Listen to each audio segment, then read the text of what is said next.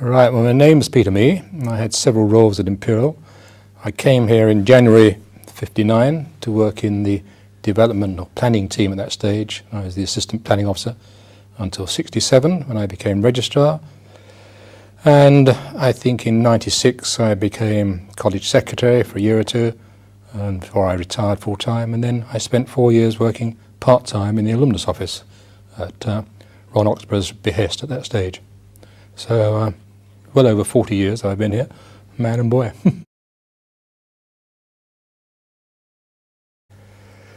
Well, I suppose somehow it was always regarded as special. Before I came here at Imperial, I was working in the central administration in Senate House as PA to the principal of the university, Sir Douglas Logan.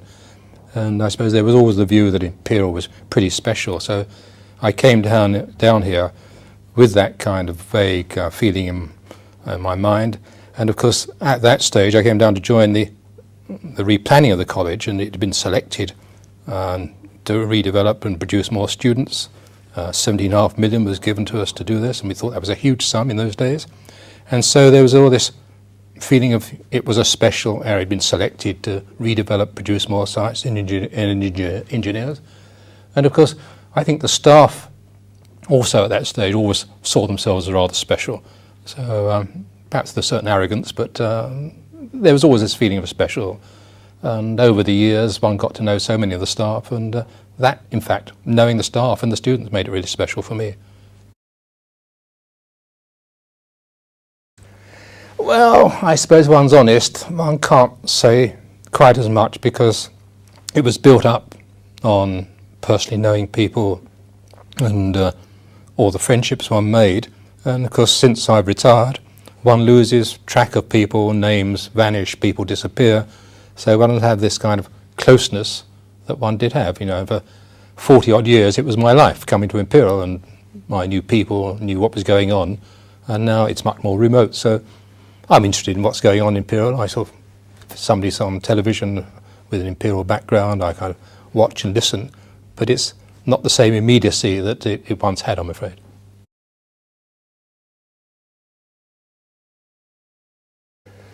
Well, initially the working in the planning office was a bit strange. It was fairly inward looking at that stage. I came from Senate House, which was always regarded as the enemy by people at Imperial somehow, and it took some time, a year or two, to really get involved and know people and feel accepted. But that gradually came, and of course when I became Registrar, the situation changed completely. I moved into an area which I knew very little about, the academic world, and I had to learn quite fast, but it meant I met a lot of staff and started meeting students, and from then on things began to blossom and one became really part of the organisation. What did I say? Initially it was a bit inward looking, I thought, but when I became Registrar one was conscious, and in fact I was conscious before that as well, that this is very much an academic community where the academics and the students were regarded as the core and essential part of the place. Administration was a small nasty bit which had to be there, and there was a great reluctance to spend any money on it, administration, a kind of attitude which persisted for most of my time here, I think. So it was very much, as I say, an academic organisation, institution, and this is what one was very conscious of.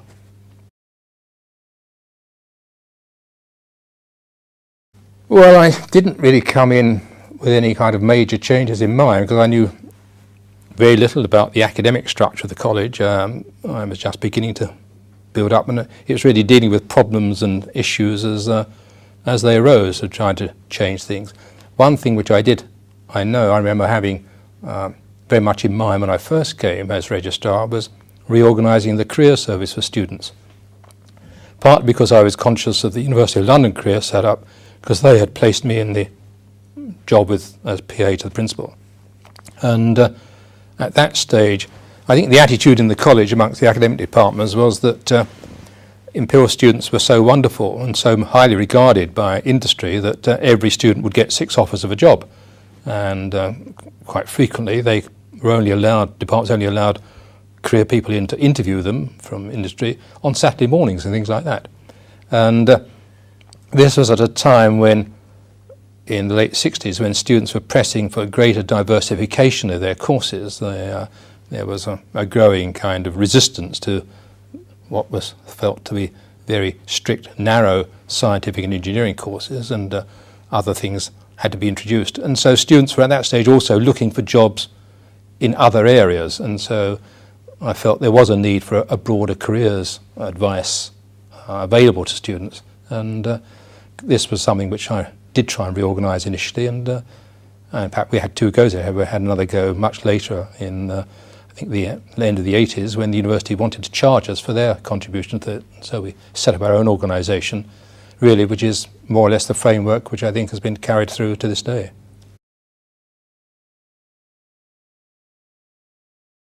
Oh yes, I think so, yes. I mean, I suppose having read economics at University College, I was much more conscious of being valuable to put some other things into the courses. I mean, there was obviously a great need and cause for the very strict engineering and science course we ran, but there were, as we expanded and more students came in, there were growing numbers who felt the need for, to broaden their basic scientific and engineering education. So I think it was generally accepted. It was a bit, the academics resisted initially, and I think, but this was gradually accepted. Like most things at the college, gradually things change through discussion in committees, and it may take some time, but it does eventually change. I mean, I can remember very vividly the view that students, I think it must be about 69, should have representation on the Board of Studies, which was the main, it's now the Senate, and it was the main academic forum of the college. And this aroused tremendous uproar, actually, and I can remember very eminent members of staff, Ernst Chain, Hugh Ford, standing up making speeches about this was the destruction of academic freedom, and Bill Penny, the then rector, listened sagely to all this and nodded and that. And 9 months later, it all went through quite with no qualms at all, actually, and really never caused a problem after that. Well, I suppose it would be regarded as having become much more professional than it did. When I became registrar, administration was still fairly small scale. I think it's probably not unfair to say the finance office was essentially a bookkeeping organisation. There was no personnel section. There was something called the establishments branch or section, which was part of the finance office, which was largely responsible just for organising research contracts and the appointments of people on research contracts here in the college. There was no estate section. There was a maintenance section which looked after things. So it was all quite small scale. I think initially, when Lord Penny came, he found it somewhat disconcerting, having come from Harwell, but I think he did have a team of directors to advise him, and I think he found being in this lonely position as rector a bit disconcerting initially. And this led, in fact, to bringing the three deans together as an advisory group to help make executive decisions. And even in those days, the college had no very clear mechanism for looking at all sorts of new developments. It was an offshoot of the Board of Studies. There was something called the Exploratory Committee, of which I was the secretary, which I think had about 6 worthy academics in. So if a problem came into the rector's office, which we didn't quite know what to deal with initially, it went to the Exploratory Committee to consider and to make a report to the rector and the Board of Studies. So it was the main academic forum which took a very significant part in making decisions and moving the college forward in those days. And that, of course, has all changed. We now have I think, again in the 60s, during Bill Penny's time, there were, apart from some student disquiet and discontent, which didn't really cause many two waves at the college, there was much more difficulty with trade unions at that stage. And that led, I think, eventually to the appointment of or the creation of a personnel department, and which is now, of course, in modern terminology, human resources, and is presumably quite large now. But that was the beginning of it, but it didn't exist at that stage. And of course, as I say, the finance was long before creative accountancy came into the days of universities. So it was more bookkeeping in those days, I think. Well, I'm not sure I ever had a kind of set plan. I think one grappled with problems as they came up, and as the years rolled on, one identified things which I think perhaps needed changing. One of the things I remember was that we tried to marry up I think at that stage there's some discrepancy between the award of the Diploma of Imperial College and the University MSc courses, and gradually we brought those together so the same standards applied. I got involved in analysing the A-level results, which we hadn't done up till the late 60s, and comparing them to degree results. We'd done a lot of work on examination failure rates and things like that, because somehow the college had got this reputation for failing lots of students, which was never true, but it was a feeling which existed in schools, and so one worked overtime to try and prevent that feeling continuing. And so we did a lot of work on that. So, as problems cropped up over the years, and later in time we looked at trying to observe teaching standards and getting student reaction to teaching standards. So these were things which, there wasn't a great list of things which I started off with, but as problems have appeared to emerge over the years, one sort of looked for ways of tackling them. And of course, all these things had to be taken through various committees, and they were never my gift to change. One had to sort of persuade a lot of academics that this was a desirable thing, and I think like the 4-year courses with a year abroad, which was a slow process of talking to academics about it and gradually getting those accepted. Ron Oxborough was unhappy about the reaction he'd got from the existing old student organisations about the way the college had been going in relation to fundraising and things like that, and he wanted a friendly and familiar face who a lot of people knew in to try and calm things down. And I suppose perhaps I relatively calmed things down, but I'm not sure we made much progress in going down the modern route of doing a lot of effective fundraising. You need, and I think Richard Sykes said this when he came, to get money, you've got to spend money, and there was always the reluctance to put much money into alumnus, because there were many other things which, as Bill Wakeham used to say, there's a hole in the chemistry 12-ounce roof. I need to spend money on that, not give you money to do things. So I'm not sure we had very clear objectives, apart from keeping people happy and keeping things ticking over. Although one thing which was successful and did unite alumni, I think, was Ron Oxborough's view. It could have been Igor Alexander's, that we should run these forums around the world and take academics out, college academics out, to talk about latest events of the college and invite alumni to come to them. And they did prove very successful, and a number of those proved very successful. And I think alumni enjoyed them, and it did weld them together much more tightly than they had in the past. Well, the Chaps Club I never made a member of, but the Links Club and the 22 Club, yes. So this is the Links tie. But I was young in those days. I could be initiated in those days, but long before I was married. But yes, I was. So I knew a lot of students through that process, and of course, being registrar, I knew a lot of students here. And in the good old days, there used to be something called dining in hall every Tuesday night in the old Union building in the upper dining hall.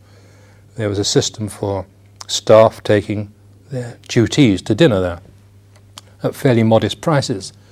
And one of the registrar's job was to pay staff for their tutorial duties, and the theory was they would use this extra money to take their tutees to dinner.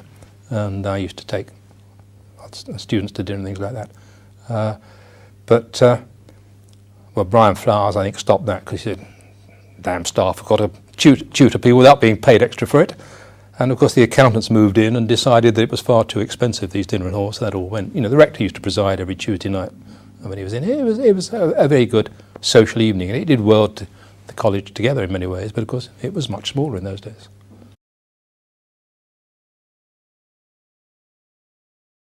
I'm not sure I laid any foundations, actually.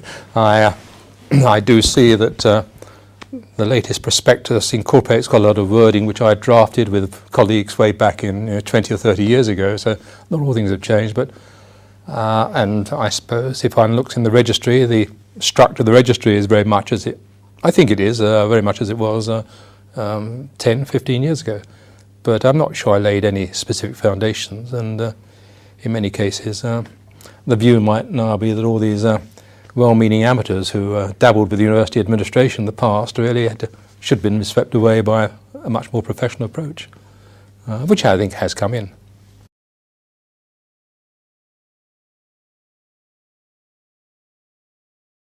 Well, academics, I think, always respected it, for its scientific and engineering achievements, its academic and research achievements. And in those days there were quite a number of Nobel laureates around the college, which was always quite impressive. In fact, I can remember Derek Barton, when he was received his award, he threw a most tremendous party, which I can still recall quite heavily. The champagne did flow that night. So I think it was academics respected quite a lot. There was probably a certain amount of resentment about perceived arrogance at Imperial. Politicians, I think, initially, I think in the early 60s, probably reviewed it with a certain amount of respect, but there was a much more hands-off approach. I think the view of politicians, not just to the college but to universities generally, changed after the Shirley William 13 points, I think, at the end of the 60s, which got more or less rejected by universities. And I think also the introduction of fees for overseas students in 67, I think it was, where despite all the universities' protestations about infringement of academic freedom and their ability to take students, etc., and all the rest of it, I think everybody complied with it apart from Bradford and Oxford initially. And I think both politicians and government departments suddenly found that universities could be their bidding, they could achieve their bidding by financial constraints and financial pressures, which I think up to that time had all been a rather gentlemanly arrangement between the University Grants Committee, which was the buffer in the 60s between universities and the government. And I remember there were two people who were the most significant in the UGC, and they used to come round and one would know them and they would visit all the universities, and it was a very gentlemanly approach. I think with the Robbins report in the 50s and the creation of many new universities, expansion of universities, politicians suddenly realised that this was start being a rather modest and financially constrained development for the elite was suddenly a huge financial problem, and therefore had to be looked at much more differently. So I think politicians' view changed it, and I think the college was part of this changing scene, actually, respected and pleased that it was developing, producing more science engineers, but having now to conform to all the other constraints which were emerging. I mean, for example, our 17.5 million redevelopment, we ran out before we finished, but there wasn't a great deal of money coming to continue the final stage of the plan. So alumni, I think, they've changed gradually, because I think initially when the college was much smaller and they were linked into their constituent colleges much more, and they felt they belonged to them, and one still meets them around the world who see themselves as City and Guild students or RCS students, things like that. So they had quite strong ties to the college, and I can remember in India when I was on one of my alumni sort of jaunts, they would come up to me, they were here in their 30s, and they would recall having good meals in the Bright Hall and beer at 1 and 4p a pint and things like that, actually, and so recounting those days with great pleasure and recall. But as the college got larger and it diversified a little, I think alumni, some didn't feel the same pull and the same closeness which they once had, actually. I think at one stage, when somebody graduated, they probably knew everybody who graduated in their class in that year in the City and Guilds RCS, but that no longer applied.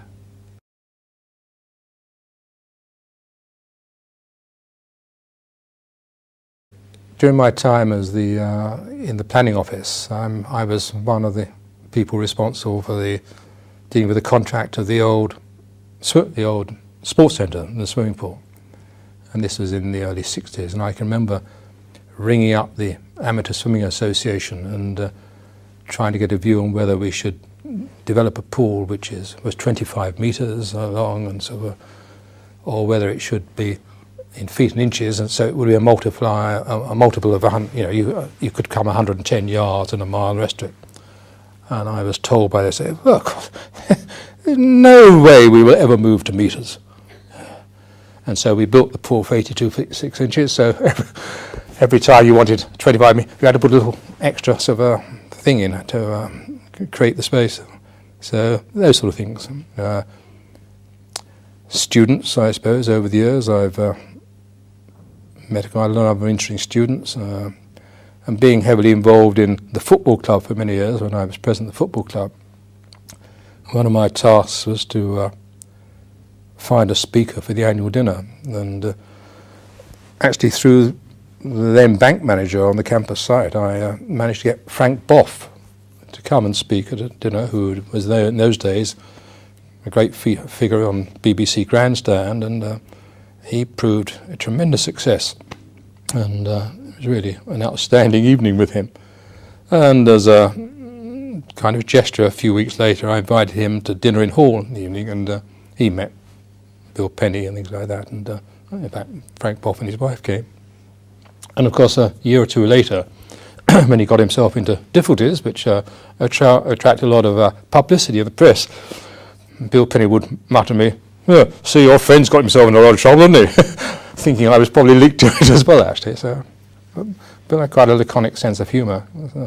Another incident I can recall, when Professor Sam Ireland was here, and who'd been very active in kind of trying to reorganise the refectory, and had been proactive in trying to lift his particular MSc course out into a separate management course, and had, I suppose, caused a lot of headache to the administration, the powers that be.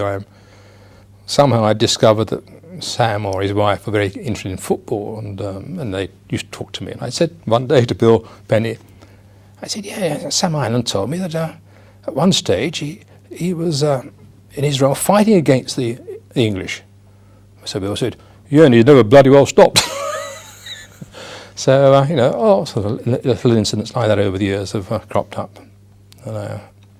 But they were good times, and I say enjoying meeting the students, and that's one of the things I now find in life, that having grown up and lived in an atmosphere with a lot of young people around me over the years, now I'm surrounded by elderly people everywhere I go.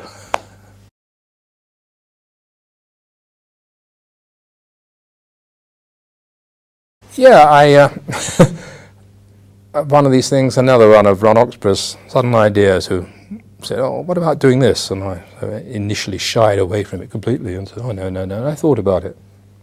And in fact, I quite enjoyed it once I got into it. And in fact, the very first occasion, although it was, the first one and could have been more difficult to live with, I found almost the easiest to do, because there were two people in it who I knew quite well, David Main, and Steve Lay. And of course, a lot of people knew them. So I got lots of anecdotes and stories about them, which I could incorporate in the oration. And so I think the first one went down quite well. And I think my most difficult one was Claude Allegre, who'd been the Minister of Education in France, who I'd written to try and go and see an interview, but had heard nothing. And I only met him the night before the presentation. But fortunately, Eric Stables, who was in charge of the language here, his son in Paris had searched the website and found a lot of information about him. And in fact, there had been, by chance, an article in, I think, The Independent about his dealings with the teaching unions in France. So I was able to put something together. But that was perhaps the most difficult of them all. But no, on the whole, it was quite enjoyable. And in fact, in many ways, I found it certainly a lot easier than having to make after-dinner speeches at student dinners, where apart from the usually interruptions and rude comments, at least on the platform at the Albert Hall, you can't actually see the audience. There are 6,000 out there, but you couldn't see them with the lights. You had a citation which you could read, and so you could act out the part almost. In many ways, I found that easier to deal with than after-dinner speeches, which I'd had to do over the years.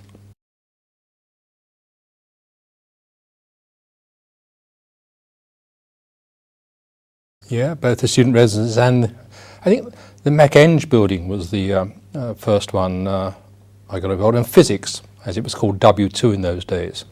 In fact, just diverting, I can remember what I thought was an amusing incident, because the physics building was virtually half up, or nearly up, but things were not working properly, and Brian Coles was one of the planning officers with Norman Barford in physics. They'd been appointed by Patrick Blackett, and unhappy about the way things were going, Blackett decided to call an emergency meeting with the contractors and subcontractors and the rest of it.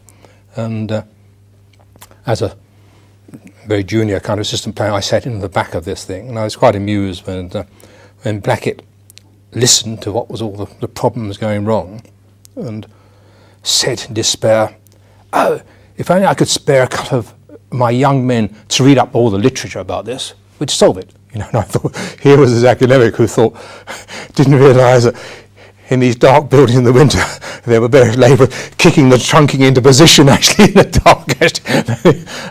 But just thought, if you could just read up the literature, this would probably be solved. But that was one incident I quite amused. But I remember also that when MacEng was being built, the old Waterhouse building and was the Waterhouse building in the RSM, or was it, I can't remember what it was called, down on the Exhibition Road, but Ayrton Hall was there, the School of Needlework had been there, and that had been moved off. And that was gradually all demolished, and to make way for this new splendid mechanical engineering building, which was in fact built in 4 stages, I remember. There was a E1, 2, 3 and 4. But this was a slow process, and for a long time the original bit of the entrance to the old mechanical engineering area was there, which, if I recall correctly, looked to be rather like laboratory tiles all in the entrance. It was a big sort of tiled area, which was probably thought to be splendid in the Victorian times, but by the 50s had aged a little. So that was quite an interesting stage as that developed. And then, of course, there was the great controversy about the demolition of the Colcutt building, the Imperial Institute building.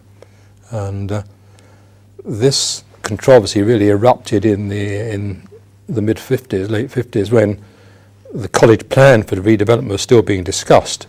And the architect's original idea was that the whole building should come down. And this, of course, created a great uproar amongst the Royal Victorian Society and John Betchman at the loss of these towers and the effect on the London skyline. And when I was PA to Sir Douglas Logan, I got sent down to a protest meeting in Town Hall in Kensington to sit in and listen to what was going on. But it got so passionate, and I kept very quiet about my involvement in the university, who were seen as the vandals destroying the London skyline. And so as a result of this, a debate was forced in Parliament, in the House of Lords, I think, and the university trotted out all its people, Lord Beveridge and people like that, to speak.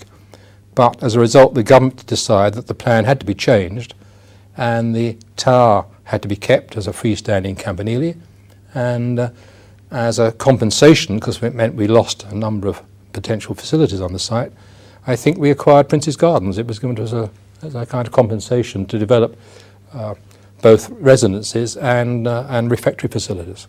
So that controversy, I think, worked quite well for us. It opened up the area where we've got the Queen's Lawn, if it's still called the Queen's Lawn, I'm not sure it is.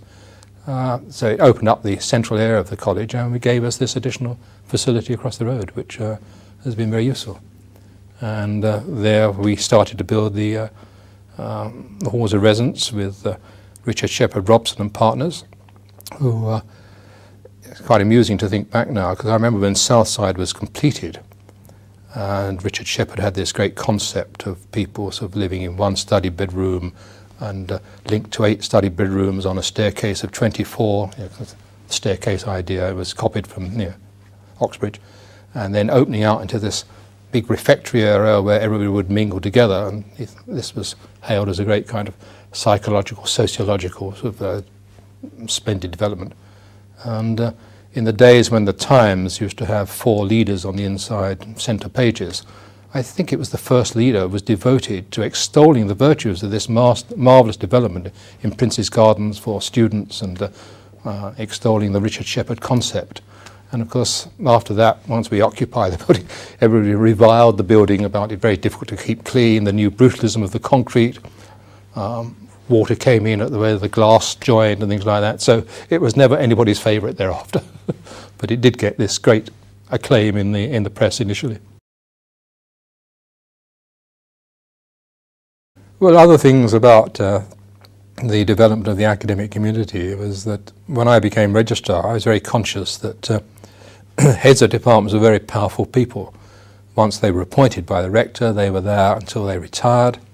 And so we had quite powerful people. Owen Saunders initially in mechanical engineering, and Sir Hugh Ford subsequently, Paul Oberloder in chemical engineering, and various people, Professor Barrow in chemistry. And rectors had to be conscious that they had to take heads of departments with them, and the academic community. I mean, I don't know whether, I believe Brian Flowers has been talking about his time here, and I don't know whether he mentioned the problems we ran into when he had this very sensible idea of taking over what was Queen Elizabeth College up in Kensington, and that was actually flatly rejected at the Board of Studies for various reasons, which I won't go into, but it was the academics defeated this idea, which would be a very sensible development, and of course eventually King snapped it up and used it as part of their campus. So academics were heads of departments were particularly important and influential in those days, and I always thought it was rather ironical when, as this began to irritate the young Turks of the academic community, gradually they protested and protested, and eventually heads of departments were appointed for 5 years with possible extension of 2 years to 7. What they hadn't realised was this actually transferred power to the centre and to the rector much more than existed in the past, because heads of departments were in for a fairly short period, and they either had just been appointed or they were halfway through or they were almost on the way of going out. So nobody raised waves in the way that they did in the past. So they didn't have to be treated with perhaps the kid gloves that they had in the earlier days. Well, Mary's was the first of the medical schools to start joining us. And again, it's rather ironic, I think, because, and again, Brian Flowers may have mentioned this, he chaired, now was it a Royal Commission or an investigation into the London medical schools way back in the 70s. And he came up with the view that there were far too many medical schools in London. I think there were 12, and they ought to be reduced. I think it was to 6. And of course, this led to uproar amongst the medical world in London, and it got thrown out. And of course, years later, it's come to pass through financial constraints. And I suppose Mary's were quite cute in recognising the impending financial constraints. The then Dean, Peter Richards, spotted this, and that the Mary's gradually, where it was placed in northwest London, as it were, out at Paddington, was a bit on its own. And so therefore I think he saw the need to get under the umbrella of I suppose if we call it a multi-faculty college, that's a bit overstating, but at least he saw a link with Imperial being a very useful thing. And I think Imperial saw it, certainly Eric Ashe saw it, for various reasons. One is it brought more girls into the college, which I think Eric was always very keen on. And B, I think the view was emerging, which has become much stronger and much clearer, that future funding and research funding would be very much more available for areas of activity which involved medical, scientific and engineering collaboration. And this, I suppose, has also been a feature of the other developments which occurred since. But it wasn't easy. Obviously, the medical schools, small, were very proud of their independence, very proud of being able to go their own way, and obviously didn't necessarily like being part of a large organisation. And the large organisation, I don't think, necessarily felt at home easily with the medics coming in with their very strong communal view of life. And hence we still have, I remember, if I believe it still exists, a separate kind of rugby club in the medical school, and probably very little chance of that merging, and not in the next 50 years perhaps. But so there were difficulties, but I suspect that everybody would say quite clearly this has strengthened the institution immeasurably. As I was saying, I've got involved with students quite extensively over the years. And in fact, I can't remember her name, but just as I was retiring from the alumnus office, I had a really nice letter from a girl, a woman who is now a deputy or a head teacher somewhere, who said that she had been to see me sometime in the 70s or 80s, and she was about to give up, and she was in financial difficulties, and somehow I'd found her a small grant or something and encouraged her to continue, for which she was now very grateful. She was now a head teacher, actually, so she remembered this very well. But two little incidents I do remember is that when I was president of the football club, we had a very gifted boy, both gifted academically and with footballing skills, from Wales. If he ever sees this, he'll know what I'm talking about. But he became captain of the football club for a year, very good footballer, charming, got a first in maths, did a PhD subsequently, very quiet spoken from the valleys.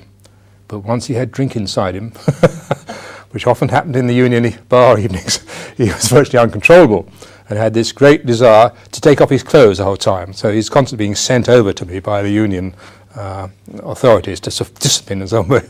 So I used to send him off to one of my motherly secretaries who would talk to him like, as a motherly person, saying, "No, come on, you must stop this sort of thing," actually. And anyway, he graduated. But the other thing I remember about this particular boy is that he was celebrating his birthday after some football match, and for some reason decided to rush off with his plate of fish and chips from a fish and chip shop in Wandsworth without paying for them, and headed down the road, but was chased by a police car, eventually caught. And so I appeared on his behalf to speak in mitigation the day after I got married, which my wife remembers very clearly, actually, and I'm not quite forgiven, but we're still in touch occasionally, he and I. And the other little incident, I was going back to when I was talking about dinner in hall. I can remember taking 2 or 3 male students and 2 or 3 girl students, and in those days the girls had the middle floor of the Byte Hall, and they were guarded by somebody who had become here as the rector's secretary in 1917, and whose name for the moment eludes me. And so I used to ring her up and say, can you find 2 or 3 girls to take to dinner? So this happened, and I took these 3. And one of them, I think, rather consumed more sherry than she should have done, and sort of staggered off back to her room in Byte Hall. Well, about 30 years later, when I was in Canada at one of these forums, I was greeting at the University of Alberta a number of local alumni who were living there now, and this lady came in with her husband and said, "Here he is, this is the chap who got me drunk."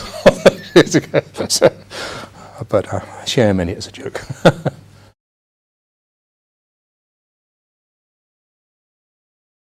Yes, it would have always been desirable to have many more girl students here, actually, and we used to try and do this we used to run conferences every Easter with schools and that, and try and encourage more girls to come, but it's taken a long time, I think, for girls to accept that science and engineering are perfectly, particularly engineering even, is a perfectly suitable career for girls. And I think, in fact, now the project manager of the new halls of development in Southside, replacing the Southside building, is in fact one of our alumni, actually, and the wife of a headmaster in London. But I think it's an alumnus who's now project managing that. So she's a civil engineer, and so a number of girls have come through and made very good careers in civil engineering, and it's just still a problem, I suppose, to convince them that science and engineering is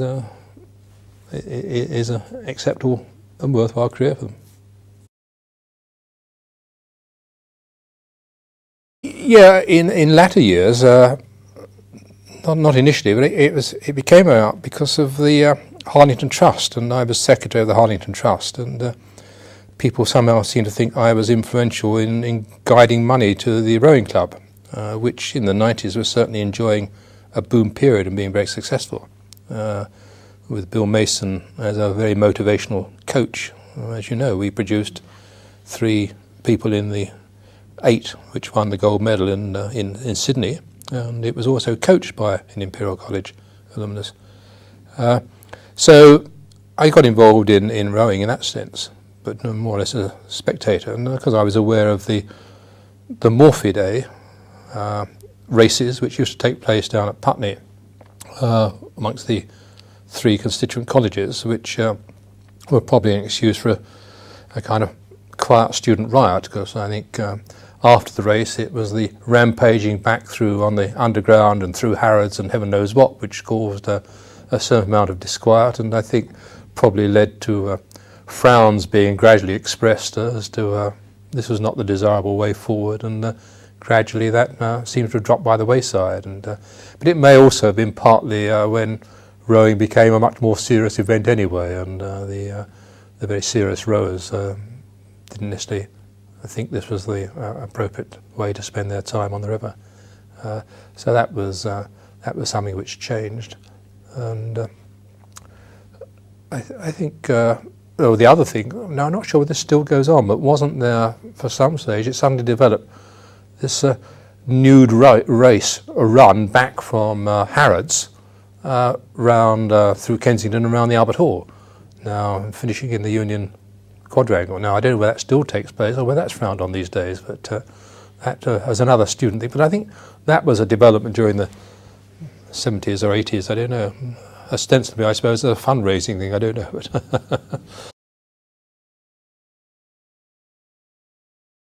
yeah, I mean, a number of things have changed. Rag days don't seem to be as important or significant as they once were. And it may be partly the result of the college getting bigger, because I think way back in the 50s and 60s, when the college was much smaller and the constituent colleges were much more coherent together, there was much the intercollegiate rivalry which existed, which I think promoted this kind of rag day approach and the Morphy Day and other things like that.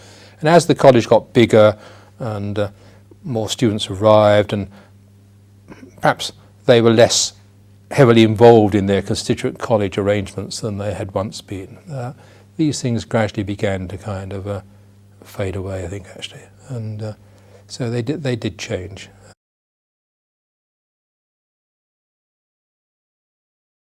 I don't know whether somewhere in the archives or in what you're producing, that shots of, I think, students in the Students' Union elsewhere, and I've seen photographs of students in labs that all wearing collars and ties, jackets and things like that. So it's a very respectable kind of middle class life here. But I think once that began to change, because when I began Registrar in '67, I mean, and the Beatles and all the rest of it had changed. So I think, and long hair was in and things like that. So the change had occurred then, and in fact, I know as Registrar, so one was concerned initially when I took over about the miniskirt approach in all the staff wearing miniskirts, and whether they should wear trousers or not and things like that. But one gradually learned to live with this. But styles were changing anyway, so I think the era of collars and ties had probably began to fade in the 50s actually, before I'd got heavily involved.